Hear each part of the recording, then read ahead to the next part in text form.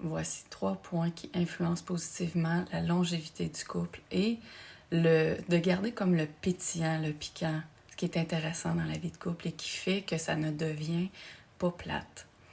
Très souvent, quand les gens viennent me voir en consultation, c'est des choses qui ressortent souvent. C'est plate, on s'emmerde, c'est plus comme c'était avant. Anissa, puis on n'arrive pas à revenir là. L'idéal, c'est d'éviter de s'en aller là, mais quand on est là, quand on s'aime et qu'on veut les deux, on peut toujours arriver à changer les choses.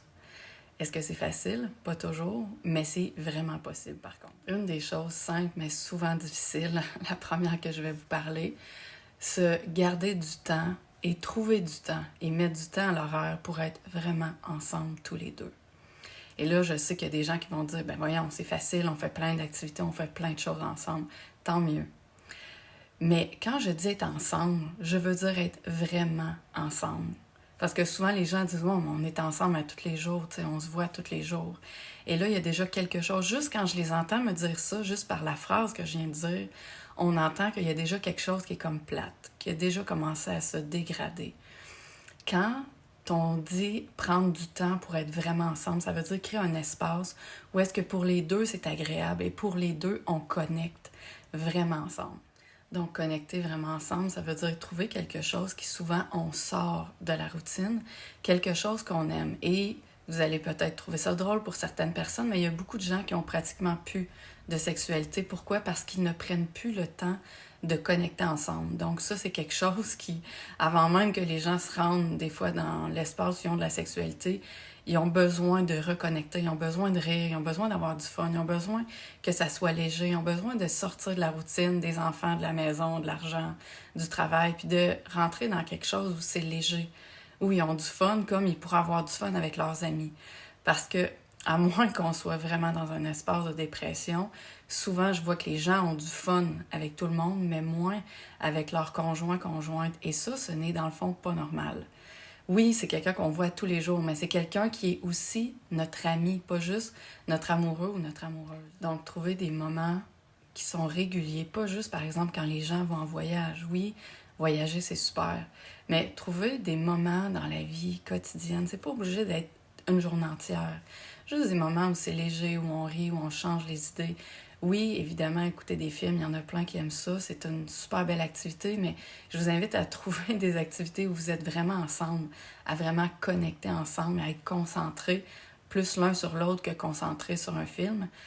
Mais chacun choisit les activités qui leur fait du bien finalement, puis qui les rapprochent. Une autre chose, c'est le deuxième point vraiment important, apprendre à communiquer dans un langage que l'autre comprend. Parce que la communication, pour ceux qui le savent, c'est une de mes grandes passions et très souvent, le message qu'on va dire, nous, on le comprend. Dans nos mots, dans notre perception de la vie, pour nous, c'est clair. Pour l'autre personne qui l'entend, ce n'est pas toujours clair. Parce qu'on a chacun des blessures différentes et ce qu'on va entendre va être interprété à travers nos blessures. Donc, c'est important de prendre le temps de voir si l'autre a compris ce qu'on disait dans nos mots. Vous avez sûrement déjà vécu une situation où vous dites à l'autre quelque chose et l'autre l'a complètement compris à l'inverse ou a retenu une petite partie de votre phrase ou a amplifié quelque chose. Pourquoi? Parce que ça vient toucher, ça lui fait vraiment mal et ce que l'autre personne comprend, c'est quelque chose qui a comme fait un flash dans ses mémoires à cette personne-là. Donc, d'essayer de voir qu'est-ce que toi t'as compris, puis là, la personne, elle va vous le dire, puis dans votre tête, vous comprenez bien que c'est absolument pas ça que vous avez dit. Mais là, vous n'allez pas commencer à dire « Tu comprends rien, quand je te parle, tu interprètes tout le temps tout croche, puis tu m'écoutes pas. » Non.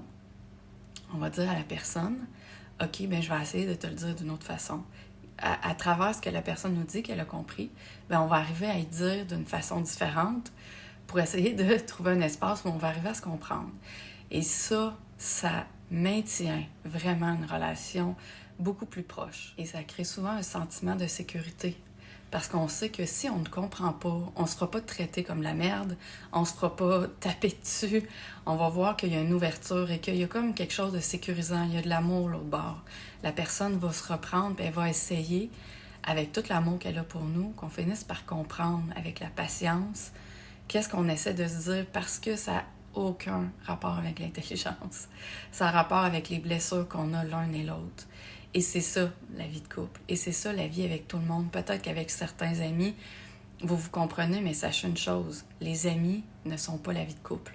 Et quand on est en vie de couple, on est déclenché fois 10, fois 1000 des fois, par rapport à ce qu'on peut être déclenché avec nos amis. Oui, nos amis peuvent nous dire des choses, faire des choses qu'on n'aime pas, mais dans la vie de couple, c'est beaucoup plus. Parce que nos mémoires sont ancrées et sont liées souvent très directement avec nos parents, avec ce qu'on a vécu étant enfant, avec nos plus grandes blessures. Et c'est avec ça qu'on va interpréter les choses. Donc, prendre le temps, se reconnaître et essayer de se comprendre, ça crée un lien d'intimité très fort dans la vie de couple. Le dernier point, et non le moindre, éviter le plus possible la routine, comme j'en parlais tantôt. Et ça, c'est pas évident parce que la routine, là, c'est comme doucement s'endormir sans s'en rendre compte. Puis les gens réalisent au bout de quelques mois, très souvent quelques mois, quelques années, que finalement, il y a une routine qui s'est installée. Et, vous l'avez sûrement remarqué, on voit déjà les traces de ça dès le départ de la relation. Qui n'a pas déjà été en relation et de voir que, il y a un mois, il y a une semaine, il y a 6 mois, on faisait ça, puis là, on le fait plus. On s'envoyait des beaux messages, on s'envoyait des beaux textos, on se regardait pas de la même façon, on ne se parlait pas de la même façon, on prenait le temps de s'écouter, on prenait du temps pour faire différentes choses qu'on considérait importantes et des détails. C'est souvent, c'est ça, des messages agréables, toutes sortes de choses qui font que la vie de couple reste pétillante et qu'on a comme un lien privilégié. On ne devient pas comme une business ensemble, là. Tac, tac, les enfants à la maison, ou même si c'est une relation qui est récente, ça devient souvent comme très carré. Et ce qui fait qu'on s'intéresse vraiment à l'autre. Qu'est-ce que tu as vécu dans ta journée? Comment tu vis ça? Comment tu te sens? Les choses qui font que souvent les gens me disent au départ, je veux tout savoir de cette personne-là. Elle m'intéresse tellement, oui, elle m'intéresse tellement, puis je veux connaître les détails, puis je veux que la personne me dise ce qu'elle aime pas. Et au fur et à mesure que les gens vont commencer à se dire ce qu'ils aiment, ce qu'ils n'aiment pas, la chicane va prendre. Ils vont commencer à s'éloigner, puis il y a plein de détails de moins en moins qui vont comme être importants pour eux, qui vont faire de moins en moins finalement. Et c'est là que les gens commencent à s'éloigner sans s'en rendre compte. Si on veut que la routine ne prenne pas l'espace dans la vie de couple, il faut que les deux, on veuille rester la priorité dans tous les détails. Quand on arrive à la maison, on ne va pas s'asseoir sur le divan, faire 12 000 affaires. On est content, on a hâte de voir l'autre. On a hâte de donner un bisou. Et il y en a peut-être qui vont trouver ça exagéré, mais la vie de couple, chacun, c'est une convention entre les deux. Hein. Moi, c'est des exemples que je donne, mais c'est les détails qui font que la vie de couple va rester pétillante, intéressante, parce que c'est les petites attentions et l'amour sincère, évidemment. Donc, le cellulaire, la télévision, c'est bien. Mais si quand vous arrivez chez vous, tout ce que vous voulez, c'est être sur votre cellulaire, ouvrir la télévision, regarder les nouvelles, écouter des séries, écouter des films, puis vous êtes chacun dans votre bulle, ça se peut que quelques minutes, on peut dire à l'autre, je suis fatiguée, j'ai une grosse journée, j'ai juste besoin de me reposer ou de méditer ou whatever, ou d'être sur mon cell. C'est correct, mais si vous faites toujours ça, puis ça devient ça votre routine, vous êtes chacun dans votre bulle, je vous le dis, observez où s'en va votre relation de couple. Et très rapidement, vous allez voir, il y a un Y qui va s'installer sans que vous allez peut-être pas vraiment vous en rendre compte. Souvent, les gens me disent, ben voyons, j'ai pas changé, elle a pas changé, mais on dirait qu'on s'éloigne. Mais on veut pas s'en rendre compte souvent parce que ça demande des efforts. Ça demande que le pétillement du début, on le nourrisse.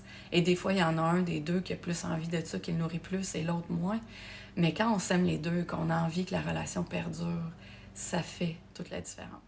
Donc, si c'est ce que tu vis, que c'est difficile, que tu es dans ta relation de couple et vous avez du mal vraiment à connecter, vous êtes comme en train de vous perdre ou la routine s'est installée ou vous voyez que la routine est en train de s'installer, prenez rendez-vous avec moi, c'est mon métier. Je vais pouvoir vous aider avec des petits détails à changer plusieurs choses, à comme retrouver le pétillement entre vous deux.